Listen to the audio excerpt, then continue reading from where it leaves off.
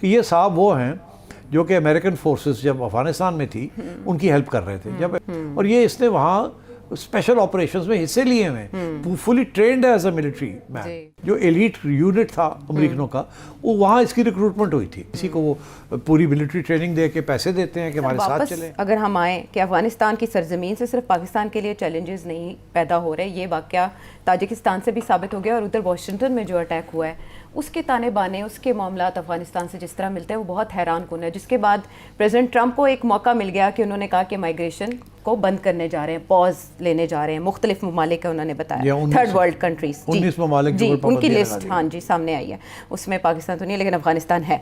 تو سٹ صاحب کچھ لوگ اسے فالس فلیگ بھی کہہ رہے ہیں کہ ایک بہانہ درکار تھا, کچھ لوگ اس میں افغانستان کی طرف بھی اشارے کریں کہ پاکستان کے موقف کو تقویت ملی انٹرنیشنل لیول. دیکھیے دو ایشوز ہیں, ایک ایشو یہ ہے کہ ایک ایکس افغان جو کہ جس نے امریکہ میں 2 سولجرز کو مارا ہے, ایک وہ ایشو ہے کہ وہ کون ہے, کیوں ہے, اس کا کیا نتائج. دوسرا یہ ہے کہ افغانستان سے تاجکستان کے اندر چائنیز ورکرز کے اوپر اٹیک ہوئی جی 3 چائنیز ورکرز 3 چیزیں مار دی. تو 2 سیپریٹ ایشوز ہیں. لنک کیا ہے؟ دیکھیے جو سوال ہے کہ وہ رحمان اللہ یہی نام ہے, یہی نام ہے جو افغانی شہری ہے, وہ کون ہے اور کیوں اس نے کیا. شروع میں ڈونلڈ ٹرمپ نے تو زیادہ اس پہ اضافہ نہیں کیا, اس نے صرف اتنا کہا ٹیررسٹ اٹیک ہے, یہ ہے وہ ہے, اور اس نے بائیڈن ایڈمنسٹریشن جو پچھلی ایڈمنسٹریشن تھی امریکہ میں جو ان کے اوپر الزام لگا دیا کہ آپ نے سوچے سمجھے ان لوگوں کو بلا لیا ہے, ویٹ نہیں کیا, دیکھا نہیں کون ہے کون نہیں ہے. اس میں ایسے لوگ بھی آ گئے ہیں جیسے یہ جس نے ہمارے اوپر اٹیک کر دی. ٹھیک, مگر جو بات کیا نکلی جب تھوڑی سی تفتیش کی گئی کہ یہ صاحب وہ ہیں جو کہ امریکن فورسز جب افغانستان میں تھی ان کی ہیلپ کر رہے تھے. جب امریکن فورسز کہیں بھی جاتی ہیں تو وہاں لوکلز کو ریکروٹ کرتی ہیں کہ کوئی ان کے انفارمنٹ ہوتے ہیں, کسی کو وہ پوری ملٹری ٹریننگ دے کے پیسے دیتے ہیں کہ ہمارے ساتھ چلیں, ہمیں گائیڈ کریں, کیونکہ ہم بولنے زبان نہیں ہمیں آتی, یہ نہیں ہے. تو وہ سارے کے لیے یہ ان لوگوں میں سے ہے جو ایلیٹ یونٹ تھا امریکنوں کا, وہ وہاں اس کی ریکروٹمنٹ ہوئی تھی اور یہ اس نے وہاں اسپیشل آپریشنز میں حصے لیے ہوئے fully trained as a military مین اور ٹھیک ٹھاک وہاں پیسے کما رہے تھے. اور مگر جب یہ سارا کچھ ہوا تو امریکہ کو یہی تھا کہ اپنے لوگوں کو ساتھ لے کے چلنا ہے. آپ کو یاد ہوگا جہاز جا رہے ہیں لوگ, بہت سے لوگ ایسے جو پیچھے رہ گئے تھے جو کہ ملازمت تھی جن کی امریکنوں کے ساتھ, ان کو بھی لانا تھا. ان کے ساتھ یہ وعدہ تھا کہ اگر کچھ ہوا تو آپ کو لے کے جائیں گے. ظاہر ہے ذمہ داری تھی, ان کو چھوڑ جاتے تو طالبان نے تو آ کے قتل کر دینا تھا.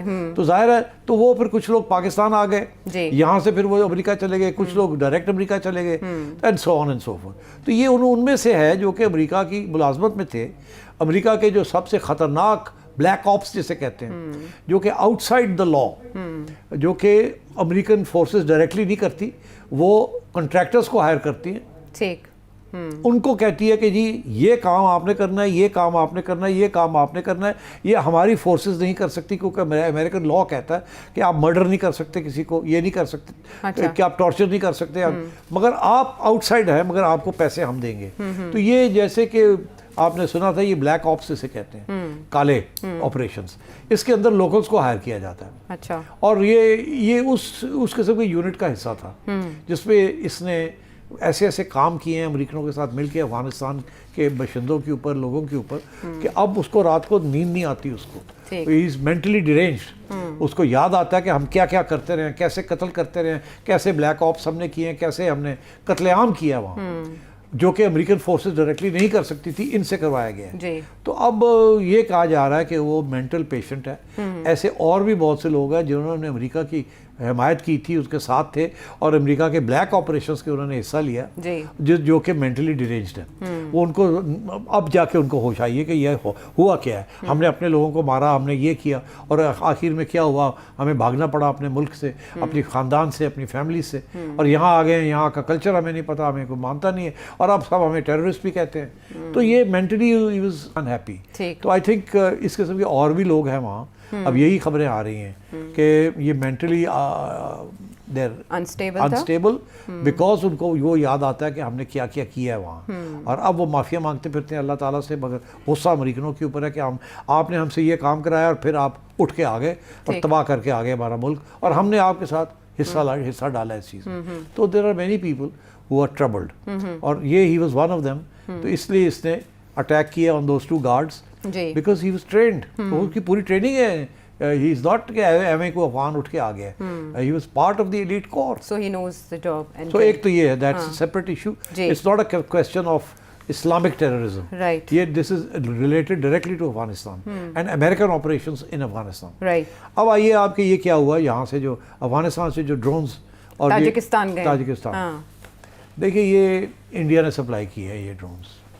ہاں یہ اشارہ آپ نے پہلے بھی کیا. بالکل بالکل کی ہے, اور یہ اب طالبان کے پاس آ گئے ہیں اور وہاں سے آگے بھی نکل جاتے ہیں. وہ جیسے ہے نا کہ اب کوئی ایک طالبان نہیں ہے دوسرا نہیں ہے. جی. تو میرا یہ خیال ہے کہ یہ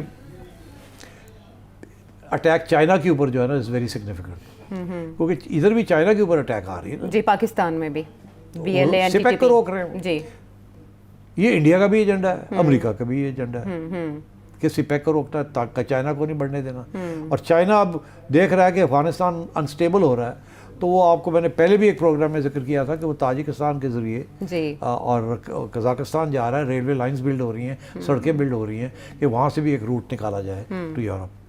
تو یہ تو پورا Chinese advance into Afghanistan and central Asia is very significant. لیکن تاجکستان میں ایک انڈین ایئر بیس کا بند ہونا یہ ابھی تو انڈیا از ویری اپسیٹ کہ وہ ایئر بیس 30-40 سال سے تھا وہ ایئر بیس انڈیا کے پاس, وہاں سے انڈیا آپریشنز کرتا تھا, وہ انہوں نے بند کر دیا تاجکستان نے. اور وہ میرا خیال ہے کہ کہنے پہ کیا کہ پاکستان نے پریشر ڈالا ہوگا اور بھی انہوں نے بند کر دیا. انڈیا ناراض ہے, وہ افغانستان پاکستان بہت سے ان کے اثاثے جو ہیں وہ اڑ گئے وہاں سے. تو اس لیے انڈیا واز آلسو, انہوں نے بھی ایک سایہ ہوگا یہ. تو کنسپریسی تھیوری تو چل رہی ہے, اس قسم کی چیز میں ایویڈنس نہیں ملتی. مگر انٹرسٹنگ بات یہ ہے کہ جو الزام لگ رہا ہے وہ طالبان کے اوپر نہیں لگ رہا, وہ ایسٹ ترکستان اسلامک موومنٹ کے اوپر لگ رہا ہے. اور کیونکہ وہاں بھی جو گھس بیٹھیے ہیں وہاں 4 یا 5 قسم کے مختلف ٹیررسٹ گروپس بیٹھے ہوئے ہیں, جو کوئی چائنا کے خلاف ہے, ایک پاکستان کے خلاف, کوئی سب کے خلاف ہے. جی تاجک حکام کی جانب سے بھی اسی بات کا, اسی شبے کا اظہار اور کیا کچھ گیا ہے, قزاقستان کے خلاف بھی ہے, اور ان پہ افغان طالبان کی رٹ نہیں ہے. اور وہ تو افغان طالبان کو اڑانا چاہتے ہیں. تو مطلب ہے وہاں اس قسم کی سچویشن بھی ہے.